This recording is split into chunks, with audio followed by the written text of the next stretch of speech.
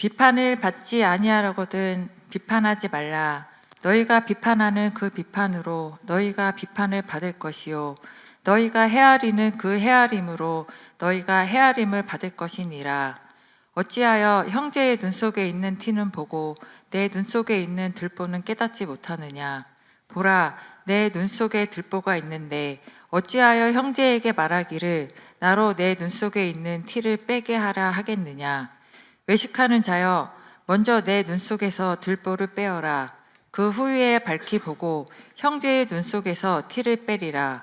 거룩한 것을 개에게 주지 말며 너희 진주를 돼지 앞에 던지지 말라. 그들이 그것을 발로 밟고 돌이켜 너희를 찢어 상하게 할까 염려하라. 구하라, 그리하면 너희에게 주실 것이요 찾으라, 그리하면 찾아낼 것이요 문을 두드리라, 그리하면 너희에게 열릴 것이니 구하는 이마다 받을 것이요 찾는 이는 찾아낼 것이요 두드리는 이에게는 열릴 것이니라. 너희 중에 누가 아들이 떡을 달라 하는데 돌을 주며 생선을 달라 하는데 뱀을 줄 사람이 있겠느냐. 너희가 악한 자라도 좋은 것으로 자식에게 줄 줄 알거든 하물며 하늘에 계신 너희 아버지께서 구하는 자에게 좋은 것으로 주시지 않겠느냐. 함께 읽겠습니다. 그러므로 무엇이든지 남에게 대접을 받고자 하는 대로 너희도 남을 대접하라. 이것이 율법이요 선지자니라. 아멘. 여러분 사랑합니다. 혹시 누가 감사합니다 그러면 안 돼요. 감사합니다 그러면 그거는 미국 하면 뺨 맞습니다. 뺨 맞아요. 사랑합니다 그러면 사랑합니다라고 대답을 해줘야 돼요. 오늘 목사님께서 설교 관련돼서 먼저 기도를 해주셨기 때문에 제가 그냥 오늘 본문 말씀 가지고 여러분들과 함께 말씀 나누고자 합니다. 우리가 읽은 본문 말씀은 비판하지 말라라는 말씀으로 시작을 하고 있죠.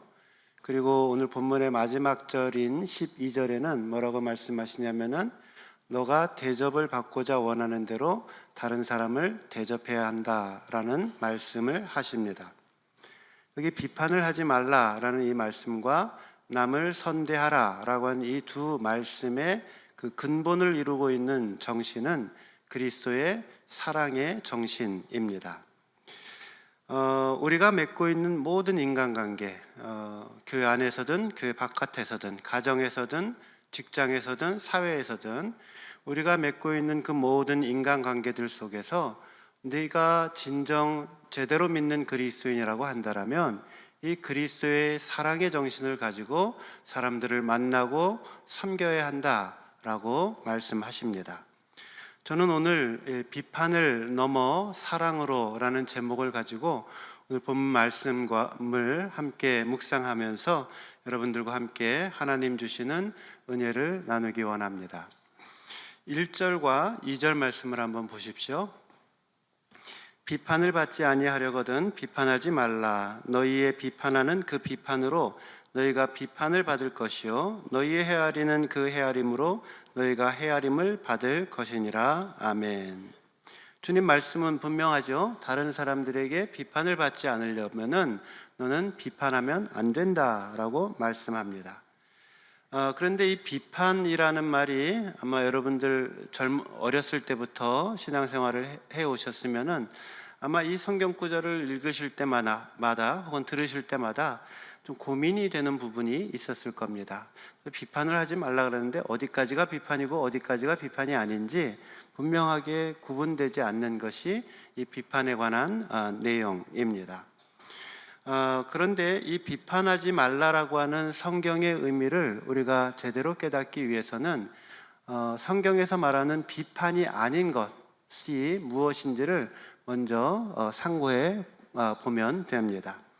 첫째로 이 비판하지 말라라고 하는 이 말은 옳은 것과 그른 것을 구분하면 안 된다 그런 뜻이 아닙니다. 비판하지 말라라고 하는 말은 무엇이 옳고 무엇이 틀린지 이거를 분별하지도 않고 모든 사실과 어떤 진실에 대해서 눈 감아버리는 맹목적 인간이 되라는 그런 말씀은 결코 아닙니다. 두 번째로 이 비판하지 말라라고 하는 이 말은 진리를 타협해도 된다라는 뜻도 결코 아닙니다. 잘못을 보더라도 못 본 채 하라라는 말씀이 아니라는 것이죠. 진실과 거짓이 서로 공존해도 된다라는 말씀도 아닙니다. 선과 악을 분별하지 않아도 된다라는 말씀도 아닙니다. 인류의 역사의 발전과 사회의 발전을 위해서는 건강한 이 비판의 기능은 반드시 요구되어지는 필수적 사항입니다. 실질적으로 바른 판단력, 바른 구분, 바른 판단력은 하나님께서 우리 모든 성도님들에게 주신 하나님의 선물입니다. 성령 안에서 또 하나님의 말씀 안에서 바른 선한 자와 악한 자를 구분할 줄 알고 진리와 불의를 구분할 줄 알며 하나님의 것과 세상의 것을 분별해낼 줄 아는 이 능력은 너무나도 귀중하고 소중한 하나님 주시는 선물입니다. 이러한 비판적인 기능은 죄가 어떤 한 개인의 삶이나 혹은 어떤 가정이나 혹은 교회나 혹은 사회 안에 들어서게 될 때 그것을 깨끗게 하는, 자정시키는 역할을 하게 됩니다. 다윗과 나단 선지자의 이야기를 기억하십니까? 다윗 생에 아주 일생일대의 어려움이 있었습니다. 간음죄를 짓고 밧세바의 아내와 동침하는 사건이 있었습니다. 무서운 죄가 그를 사로잡고 있었고 천길만길 낭떠러지로 떨어지는 상황이었습니다. 그 중요한 때에 이 나단 선지자가 일어납니다. 그리고 그 다윗 왕의 죄를 지적해 줍니다. 다윗 왕이시여, 당신의 눈에 들보가 들어 있습니다. 이 나단의 비판은 다윗 왕을 새롭게 하고 그를 다시 살리는데 결정적인 역할을 합니다. 다윗은 이 선지자의 비판을 받아들이고 회개함으로써 그 무서운 죄악의 늪에서 벗어나고 다시 새로운 삶을 살며 하나님 주시는 사명의 길을 감당할 수 있었습니다. 때때로 어떤 사람은 이 비판하지 말라라고 하는 이 말을 자기 자신을 변호하는 데 사용하는 사람들도 있습니다. 잘못을 했어요. 진짜 잘못을 했어요. 그런데 이렇게 변호를 하는 거죠. 성경에는 비판하지 말라라고 얘기를 했으니 넌 내가 잘못한 걸 자꾸 시시비비 가르려고 하지 마. 하나님은 비판하지 말라고 하셨어 하면서 자기 자신을 변호하는 사람들도 있습니다.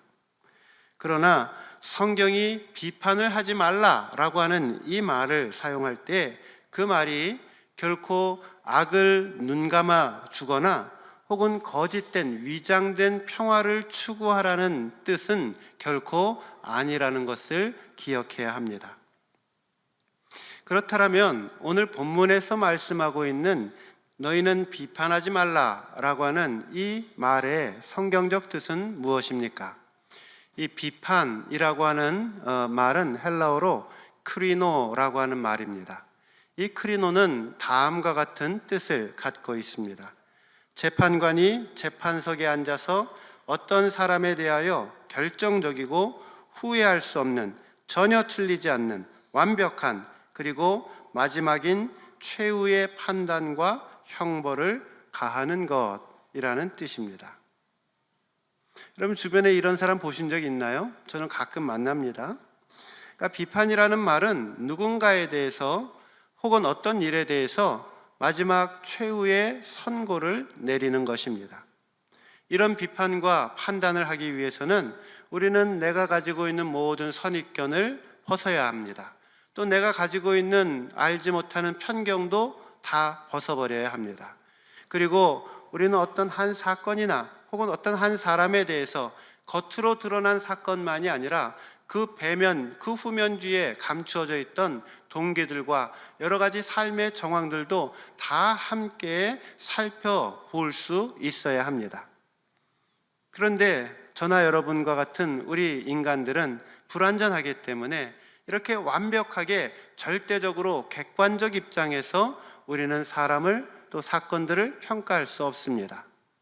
그렇기 때문에 여기서 말하고 있는 이 크리노, 비판이라고 하는 것은 사람이 할 수 있는 것이 아닙니다. 이것은 하나님만이 할 수 있는 것입니다. 다시 말하면 본문에 비판하지 말라라고 하는 이 말씀은 다른 사람들에게 대하여 외람되이 너가 하나님 노릇을 하면은 안 된다라는 뜻입니다. 그런데 우리는 이 하나님만이 할 수 있는 이 비판을, 이 최종적인 비판을 모든 것을 완벽하게 바라보고 정확한 최후의 판정을 내리는 이러한 판단을 하나님 자리에 서서 내가 스스로 하려고 합니다. 우리는 하나님 자리에 앉아서 나 자신은 절대적으로 옳고 내 생각은 절대적으로 맞고 상대방은 절대적으로 틀리다라고 생각하면서 최종적으로 선언을 합니다. 이것이 성경에서 말하고 있는 비판이라는 뜻이고, 그런 비판하면 안 된다라고 말씀하는 겁니다. 그리스 로마 신화에 보면 프로클레이테스라고 하는 한 반인 반수의 사람이 등장을 합니다. 이 사람은 산속에서, 깊은 산속에서 살고 있는데요, 산에 오두막집이 있고 그곳에서 길가를 지나다니는 사람들에게 잠자리를 제공해주는 여관업을 하는 숙박업을 하고 있는 사람이 반인 반수였습니다. 그런데 이제 손님이 들어오게 되면, 그러면 이제 따뜻한 우유와 또 빵과 음식을 제공해주고, 또 손과 몸을 씻을 수 있도록 따뜻한 물도 제공해주고, 그리고는 밤에 잠자리를 제공해 줍니다. 그리고 그 방에 가보면은 침대가 하나 놓여 있는데요, 그 침대에 이제 피곤해 지친 사람들이 잠을 자게 되죠. 그런데 이 프로클레이테스가 한밤중에 이 손님이 자고 있는 방에 찾아오는 겁니다. 찾아와서 그 손님이 키가 작으면은, 침대가 이만한데 이 사람 키가 요만하면은, 그러면 어떻게 하냐면은 이 프로클레이테스가 이 사람을 늘려서 찢어서 죽입니다. 나쁜 사람이죠. 그다음에 또 어쩔 때는 키가 큰 사람이 와서 거할 때가 있겠죠. 다리가 삐져나오거나 머리가 삐져나오면은 톱으로 삐져나온 데를 잘라서 죽이는 그러한 괴물이었습니다. 이 이야기가 오늘 저와 여러분들에게 주는 아주 큰 교훈이 있습니다. 그것은 우리가 가지고 있는 저마다의 침대를 가져놓고, 그리고 이 침대보다 어떤 사람이 작거나 혹은 어떤 사람이 길거나 하면 잘라내고 죽이고 하는 일을, 그런 짐승 같은 일을 우리가 이 프로클레이테스처럼 하고 있다라는 겁니다. 우리는 저마다의 안경을 가지고 세상을 바라봅니다. 자기만이 옳다라고 생각하는 사람들은 불행한 인생을 삽니다. 자기의 이론, 자기의 생각, 자기의 판단만이 옳고 정당하다라고 여기는 사람은, 그것은 자기 자신도 불행한 삶을 살 뿐더러 그 주변에 있는 다른 사람들도 불행하게 만듭니다. 실질적으로 부부 생활을 하는 경우에 많은 갈등의 중요한 요소 중에 하나가 무엇이냐면, 서로 내 말이 어떤 거예요? 맞다. 당신 틀렸고 내가 맞다 라고 주장하기 때문에 그 가정 내에서 서로 불화가 일어나고 싸움이 일어납니다. 이거는 실제로 있었던 일인데요, 한 번은 혈액형 오해, 혼돈 사건으로 일가족 2명이 자살한 그러한 사건이 있었습니다. 오래전 일인데요, 남편은 A형이었습니다. 아내는 O형이었습니다. A형이 문제예요, 항상. 아기가 결혼을 해서 A가 태어났는데 제가 그래서 상처받으면 그거 진짜 A형입니다. 제가 금방 한 말 가지고 그래서 결혼을 했는데 아이가 어떻게 태어나야 돼요? A형이나 O형이 태어나야지 정상이죠. 태어났는데 그만 B형이 태어났습니다. 남편이 화가 났어요. 어떻게 견딜 수가 없었어요. 자신의 사랑하는 아내가 자신 몰래 외도를 하고 다른 남자의 아이를 갖고 그것을 몰래 숨기고 우리의 아이로 바꾸려고 했구나라고 괘씸한 마음에 밤에 잠을 자지 못합니다. 이것이 오랫동안 지속이 되었어요. 매일같이 술을 먹고 가정에서 아내를 구타하고 자식을 돌보지 않고 그렇게 십수년을 살아왔습니다. 왜 그런지 모르겠어요. 그렇게 정 못 견디겠으면은 그냥 아예 그러지. 왜 그 십수년 동안 그렇게 했는지 모르겠어요. 아이 나이가 13살이 되었어요. 중학교 2학년이 됐는데 그날도 이제 남편이 하도 못 살게 구니까 그것을 집에서 견디다 못하고 이 아이와 중학생인 아이와 엄마가 그 11층 아파트에서 뛰어내려서 자살한 사건입니다. 실제로 일어났어요. 좀 오래됐지만. 나중에 이제 경찰과 의사가 끝을 따져보니까 이 혈액형 문제로 인해서 가정 내에 불화가 있었다라는 것을 알게 되었습니다. 그래서 의사가 다시 한번 생각을 하면서 제안을 하기를 한번 혈액형 검사 한번 다시 받아보는 게 어떻겠어요? 라고 그렇게 묻습니다. 다시 받아봤더니 뭐가 나왔어요? B형이었던 것으로 밝혀졌습니다. 그러니까 초등학교 때 그 양호 선생님을 통해서 그 피 뽑고 너 A형이야, 너 B형이야, 너 O형이야. 그런데 이 어린아이의 마음속에 그것은 어떻게 된 거예요? 철석같이 믿은 거예요. 다른 가능성은 전혀 생각을 해보지 않은 거예요. 그것은 무조건 맞다. 그것은 무조건 옳은 것이다. 내 피는 A형이야 라고 그렇게 생각을 했지만 우리가 판단하고 우리가 생각하고 우리가 옳다라고 말하는 것이 이처럼 얼마나 연약한 기반 위에 세워져 있는지를 보여주고 있는 말씀입니다.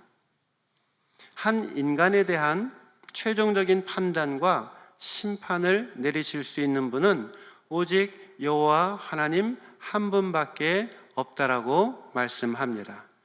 그러므로 누군가를 향하여 최종적인 선고를 내리는 이 비판의 마음은 마땅히 그리스도인으로서 벗어버려야 할 삶의 자세입니다.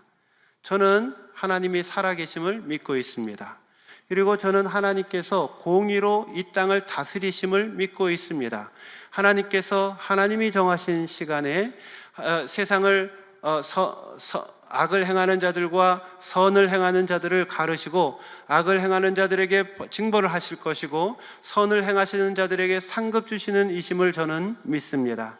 그러므로 하나님께서 그 하늘의 보좌에 하나님의 때에 하늘의 보좌에 앉아서 심판하실 수 있도록 겸손히 하나님을 사모하며 주님의 능력을 의지하며 하나님 앞에 그 삶의 모든 것들을 내려놓아야 할 줄로 믿습니다.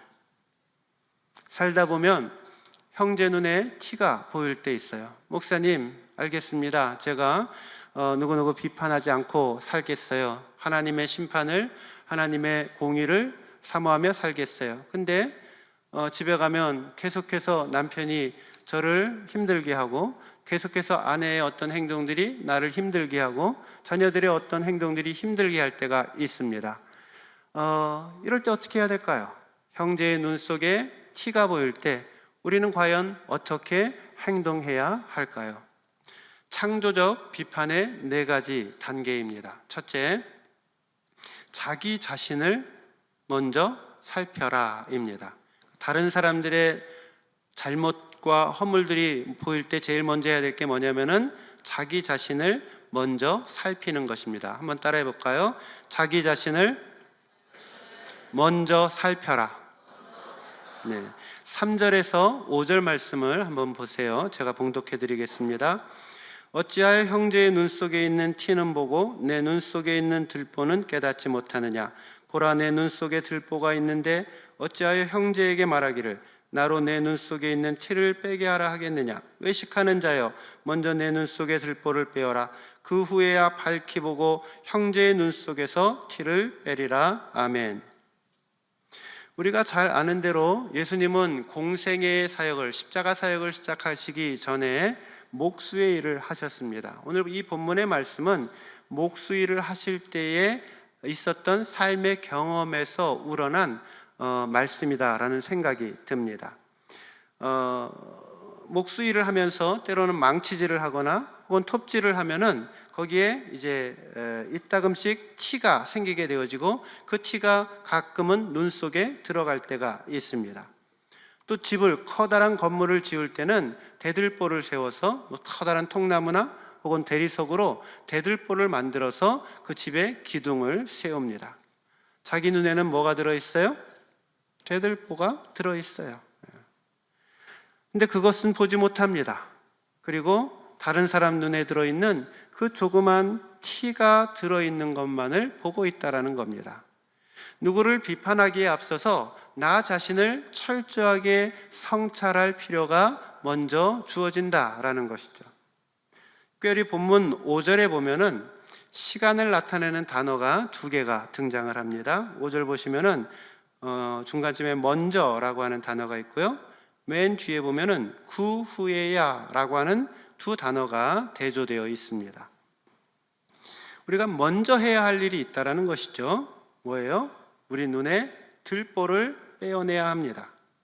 자기 성찰에 힘써야 한다라는 것이죠. 자기 자신을 돌아볼 줄, 자기 자신이 하나님 앞에서 바르게 서 있지 않으면서 다른 사람들의 티를 빼려고 한다라는 것이 그것이 얼마나 어리석은 일이겠습니까? 본문의 말씀은 다른 사람들의 티를 빼어내기 이전에 자신의 들보를 들여다볼 수 있어야 한다 말씀하시고 그 후에야 그 다음에 다른 사람들의 티를 빼어줄 수 있지 않겠느냐 말씀하십니다. 저는 이것을 굉장히 분명하게 믿는데요. 좋은 신앙인은요, 누군가의 잘못을 봤어요? 그러면은 그것을 타산지석처럼 자신에게 유익한 것으로 받아들입니다. 근데 반면에 신앙이 좀 불량한 사람들, 좀 안 좋은 신앙에 갖고 있는 사람들은 누가 봐도 다른 사람들이 다 보면 문제 있어, 문제 있어, 기도 제목이야. 본인은 잘못하고 있는지를 몰라요. 거의 틀림이 없습니다. 우리 그리스도인들은 나 자신에 대해서는 바늘끝처럼 철저하고 바늘끝처럼 투철하게 자기 자신을 살필 수 있어야 하고, 반면에 타인을 향해서는 바다의 큰 넓은 바다처럼 넓은 마음을 가지고 포용해주고 사랑해주는 마음으로 나아가야 합니다. 자신의 실수, 자신의 허물, 자신의 잘못, 이것은 뼛속 깊이 아파하고 그것을 하나님 앞에 회개하고 고치려고 노력해야 하고, 또한 반면에 다른 사람들의 실수와 허물은 관용하고 사랑으로 용납하고자 애써야 합니다. 2번째, 창조적 비판의 2번째 단계, 죄는 도려내되 사람을 살리려는 의지가 있어야 한다. 수고스럽지 한번 읽어주실까요? 죄는 시작.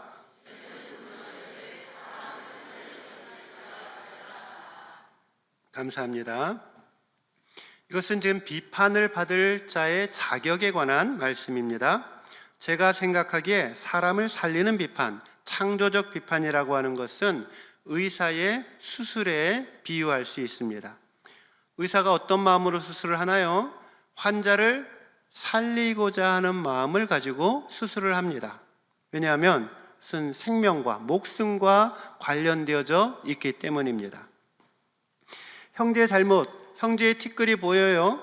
그래서 어쩔 수 없이 수술을 해야 될 경우가 있다면 사랑이 담긴 비판을 해야 되고, 사람을 살리고자 하는 비판을 할 수 있어야 합니다. 여러분의 언어 생활을 한번 돌아보세요. 여러분이 하고 있는 비판의 9개는 대부분 사랑이 담기지 않은 비판들입니다. 나라의 일을 이야기할 때나, 교회의 일을 이야기할 때나, 가정의 일을 얘기할 때나, 직장의 일을 얘기할 때나, 여러분의 마음속에 진정 사람을 살리고자 하는, 영혼을 살리고자 하는 그러한 간절한 심정과 애끓는 심정으로 비판하는 사람들 거의 찾아보기가 힘듭니다.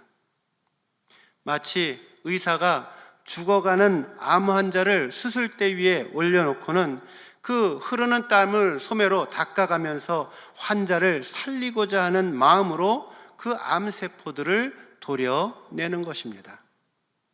그러므로 만약 여러분 마음속에 사람을 살리고자 하는 그런 의사와 같은 심정으로 어떤 사람이나 어떤 문제를 바라보고 있지 못하다라면 여러분 어떻게 하셔야 돼요? Shut the mouth. 입 다무셔야 됩니다. 그리고 하시던 그 비판을 충지하셔야 합니다. 그런데 여기 한 가지 더 기억하셔야 될 것이 있습니다. 아무리 살리려고 하는 마음을 갖고 있다고 하더라도 의술이 뒷받침되지 않으면 그 수술은 망합니다. 그 수술은 백발백중 실패하게 마련입니다. 의학을 공부하는 사람들 많이 공부합니다. 내가 환자를 살릴 수 있는 기술을 가지고 있지 못하다라면 비판의 자리에 서는 것을 늘 조심하셔야 합니다. 어리석은 의사는 자기가 잘못해서 그 사람이 죽었다라고 생각하지 않습니다. 대신 환자가 잘못되어서 죽었다라고 생각하고 싶을 것입니다. 준비가 되어져 있지 않는 의사는 집도를 하지 않는 것이 좋습니다. 나는 무조건 메스를 들고 환자를 향해 달려들고 있지는 않는가 스스로 반문해 보셔야 합니다. 사랑하는 성도 여러분, 될 수 있거든요. 기억하십시오. 될 수 있는 대로 비판의 자리에 서지 마십시오. 그러나 혹 정말 어쩔 수 없이 내가 비판해야 되는 자리에 혹 내가 서게 되어진다라면 사람을 살리는 비판을 하실 수 있기를 바랍니다. 세 번째, 기도하라입니다. 7절에서 11절 말씀 보세요. 구하라 그리하면 너희에게 주실 것이요 찾으라 그리하면 찾아낼 것이요 문을 두드리라 그리하면 너희에게 열릴 것이니 구하는 이마다 받을 것이요 찾는 이가 이는 찾아낼 것이요 두드리는 이에게는 열릴 것이니라. 너희 중에 누가 아들이 떡을 달라 하는데 돌을 주며 생선을 달라 하는데 뱀을 줄 사람이 있겠느냐. 너희가 악한 자라도 좋은 것으로 자식에게 줄 줄 알거든 하물며 하늘에 계신 너희 아버지께서 구하는 자에게 좋은 것으로 주시지 않겠느냐. 아멘. 여기 기도의 놀라운 약속을 해주고 계시고요. 우리 하나님은 저와 여러분들에게 좋은 것 주시기를 원하시는 하나님이라고 우리에게 말씀해 주십니다. 제가 사실은 이 성경 구절과 관련돼서는 제 삶의 기적과도 같은 간증이 있는데 그것은 다음에 다른 기회에 기도에 관한 말씀을 함께 나눌 때 쉐어링 할 수 있도록 하겠습니다. 오늘은 제가 주목하고 싶은 부분은 뭐냐면은 이 기도에 관한 이 놀랍고 아름다운 약속의 말씀이 왜 굳이 비판하지 말라라고 하는 이 말씀과 다른 사람들을 선대해야 한다라는 이 말씀 가운데에 이 기도에 관한 교훈이 들어갔느냐라는 생각입니다. 아마도 그것은 우리의 삶 속에 인간관계에 어려움이 생길 때에 하나님 앞에 나아가 기도해야 함을 가르쳐주고 있는 것이 아닐까 저는 생각합니다. 다른 사람들의 눈에 티가 보일 때 뭐 해야 된다고요? 다른 사람들의 눈에 티가 보여요? 뭐 해야 돼요? 기도하셔야 됩니다.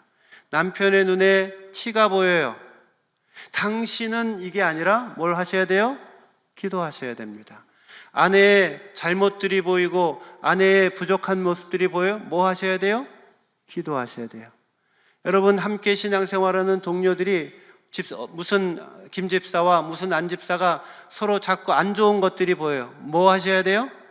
주위에 가서 딴 얘기하는 것이 아니라 하나님 앞에 나가서 무릎 꿇고 기도해야 된다라는 겁니다. 혹 여러분들을 상처 주시고 여러분들에게 오해를 주신 어떤 사역자님이 계신가요? 뭘 하셔야 돼요? 기도하셔야 된다라는 겁니다. 실제로 다른 사람들을 향해 기도하지 않고 다른 사람들을 향한 맹목적인 비난, 맹목적인 비판은 그 사람이 그 허물에서 벗어나는데 전혀 도움을 주지 못합니다. 그거는 결혼해 보신 분들은 아시잖아요. 20년, 30년 남편한테 계속 이야기를 해서 바뀐 게 한 개라도 있던가요? 없단 말이죠. 아내에게 뭐 이렇게 해라 저렇게 해라 해서 그 바뀐 게 몇 개 있던가요? 없단 말이죠. 그래서 그냥 기도가 담기지 않는 그러한 비판이라고 하는 것은 사람을 변화시킬 수 있는 아무런 능력이 없다라는 겁니다. 오히려 자신의 잘못, 자신의 허물을 숨기게 하고 그것을 가리우게 만듭니다. 때로는 오기를 부리게 하기도 하고 또 나름대로 억지 논리를 만들어서 스스로를 정당화시켜 갑니다. 그런데 기도는 다릅니다. 그 사람이 잘못한 그 사람이 실수한 그 사람이 용기를 내어서 그 죄악의 자리, 그 어두움의 자리를 벗어날 수 있게 만들어줍니다. 주님의 능력으로 자신의 허물을 벗어버리고 그 주님 앞에 이전 상태로 돌아올 수 있게 해줍니다. 그러므로 형제의 눈에 티가 발견되었을 때 그 아픔을 끌어안고 기도하셔야 합니다. 그 기도만이 죄악에 있는 형제를 살릴 수 있기 때문입니다. 죄는 몰아내는 것입니다. 그리고 사람은 덮어주는 것입니다. 그리스도의 사랑으로 용서를 한다라고 하는 것은 죄도 덮고 사람도 덮는다라는 뜻이 아닙니다. 죄는 죄의 쓴 부분은 도려내는 것이고 그리고 그 죄의 문제가 해결되어지면 그리스도의 넓은 팔로 그를 품어 안아주며 사랑으로 하나 되어 가는 것입니다. 마지막 네 번째, 축복하라입니다. 본문 12절 말씀 보세요. 여러분들이 한번 읽어주시면 고맙겠습니다. 12절 시작.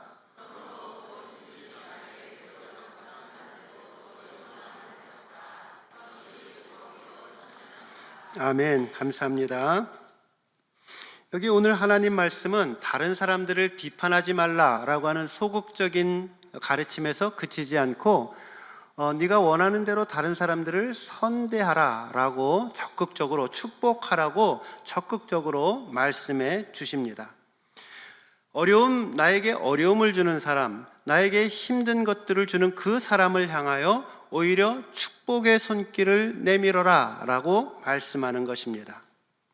본문의 마지막 말씀을 우리는 흔히들 그리스도인의 황금률이라고 이야기를 하죠. 성경에서 가장 중요한 말씀이고 그리스도인이 지켜야 할 가장 아름다운 덕목으로서 이 마태복음 7장 12절 말씀을 꼽습니다.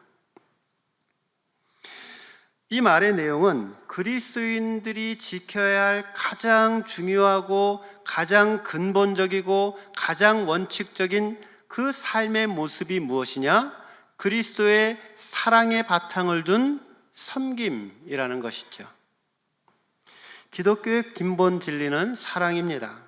우리가 이웃을 사랑하고 내 주변 사람들을 사랑하고 섬기고자 하는 그 마음이 내 안에 없을진데 내가 이것을 열심히 하고 저것을 열심히 하고 아무리 모양 좋게 그렇게 행동한들 그것이 우리에게 얼마나 커다란 유익이 되겠습니까? 제가 옛날에 신앙생활을 할 때 평신도 시절에 저희 교회 담임 목사님은 이동원 목사님이셨습니다.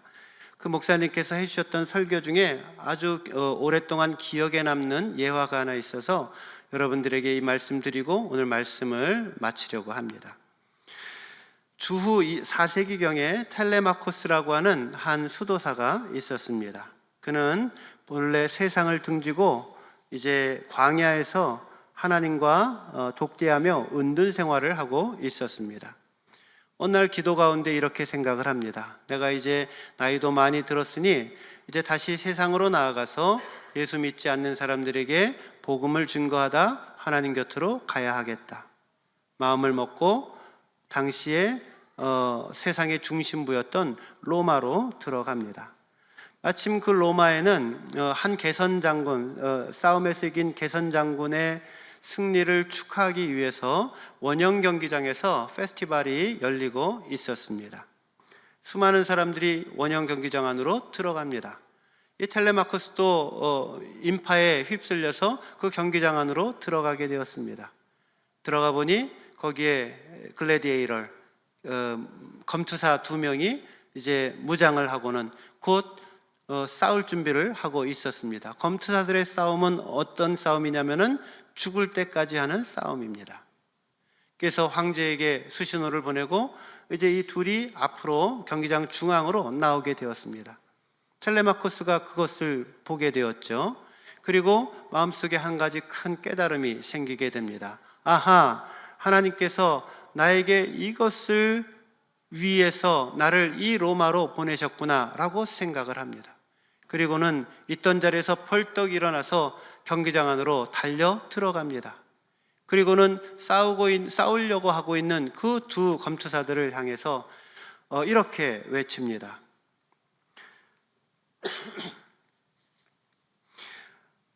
예수 그리스도의 이름으로 명하노니 즉시 이 싸움을 멈추시오 라고 외칩니다.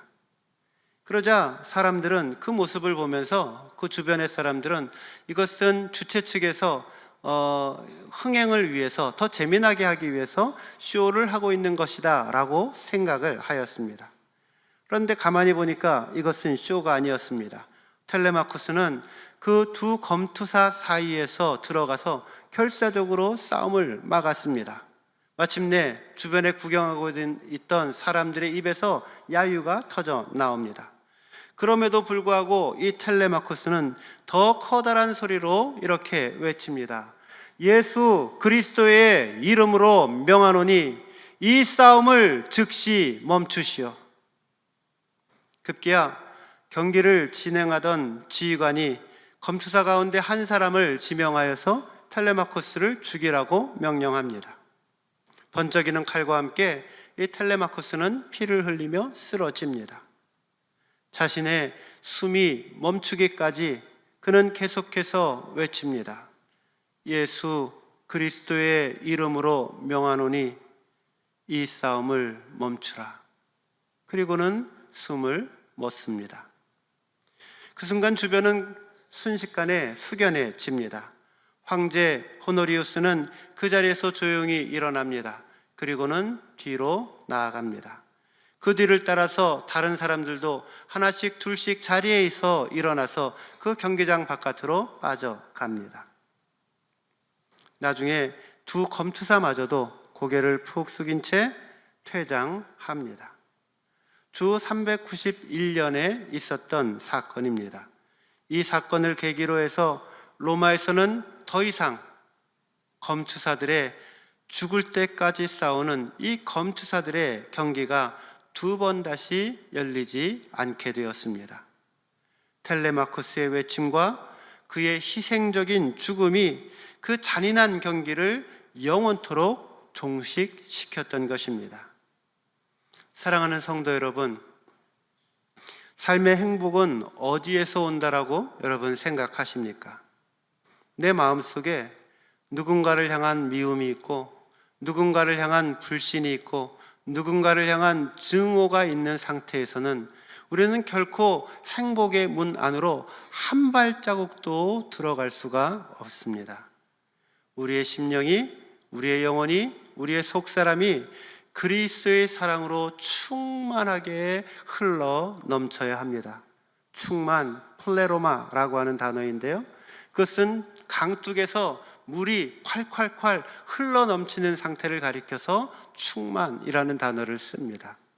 우리의 심령이 그리스도의 사랑으로 콸콸콸콸 흘러 넘쳐서 우리의 몸 바깥으로 이 그리스도의 사랑이 차고 넘쳐 흘러 넘칠 수 있도록 예수의 사랑이 우리의 심령을 지배해야 합니다.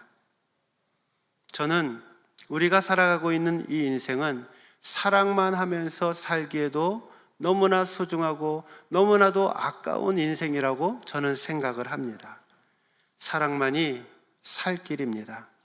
바라기는 내 삶의 무분별한 그 모든 비판의 마음을, 비판의 언어와 비판의 생각들을 다 벗어 던지시고 더 비판하지 마시고 입 다무시고 생각을 중지하시고 그리스도의 풍성한 사랑으로 우리의 심령이 가득히 넘쳐나서 우리의 가정, 우리의 교회, 우리의 직장, 우리가 몸담고 있는 우리의 삶의 영역 속에서 넉넉하고 풍성한 그리스도의 사랑을 흘러 넘치게 하는 멋진 우리 오산교회 성도님들 되시기를 주님의 이름으로 축원드립니다. 할렐루야. 살아계시고 복되신 아버지 하나님, 부족하고 연약한 종 하나님의 말씀을 대언했습니다. 하나님, 우리 안에 있는 모든 부정적인 마음, 다른 사람들을 판단하고 다른 사람들을 비판하고 다른 사람들을 정죄하는 그 모든 마음들을 주님 앞에 내어놓고 회개하오매 하나님, 우리를 새롭게 만들어 주시옵소서. 주님, 우리의 가정 속에, 우리의 교회 속에, 우리의 직장 속에 싸우고 또 분열해 있던 그 모든 것들, 기도하는 이 시간 예수 그리스도의 이름으로 명하노니 그 모든 막혀있던 담들이 무너질지어다. 아버지 하나님, 우리 가운데 있는 모든 어두움의 장벽들이 벗어질 수 있도록 하나님 축복하여 주옵소서. 사랑의 사람으로 살아가게 하여 주옵소서. 예수님의 이름으로 기도드렸사옵나이다.